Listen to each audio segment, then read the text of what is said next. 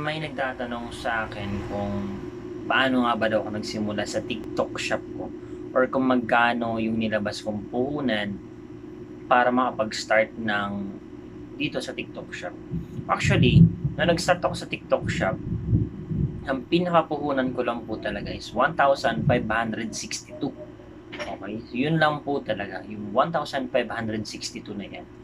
So nakita ko din yung potential ng TikTok affiliate. So, nag-decide din akong pasukin din yung TikTok affiliate aside dun sa item na binibenta ko. So, dalawa na. So, meron ka ng TikTok affiliate, meron ka ng TikTok shop. So, magkaiba po yun. Okay? So, dito, ang ginagawa ko, na yung TikTok affiliate, halos lahat talaga ng unang mga orders ko is galing sa TikTok affiliate. So, after na kumita na ako dun, kasi nakabili na rin ako ng item nag-post ako sa TikTok seller ng mga item ko. Yung kinita ako dun sa TikTok affiliate, pinuhunan ko na siya papunta rito. Sa TikTok shop ko. So after nun, bumili na ako ng mga items, naghanap ako ng mga supplier, naghanap ako ng mga winning item na pwedeng ibenta sa TikTok shop. Then, doon ko na-rolling na lang yung puhunan until na-hit ko yung gross sales na 100,000 until 150 and then 200,000.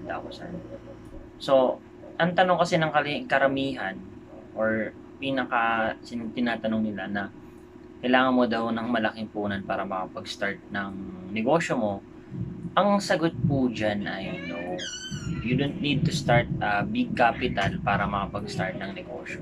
As long na meron ka lang. Kasi ang iniisip kasi palagi nila na kapital, balik po yun. So, hindi lang po pera ang kailangan sa pagnenegosyo. Ang kailangan mo dyan ay kaalaman. Siyempre, kailangan mo munang matuto pa bago ka kumita. So, ang dami ng mga tutorials dyan sa Facebook, sa YouTube, kung paano ka dyan makapagsimula ng negosyo mo. What you have to do is to learn first. Okay?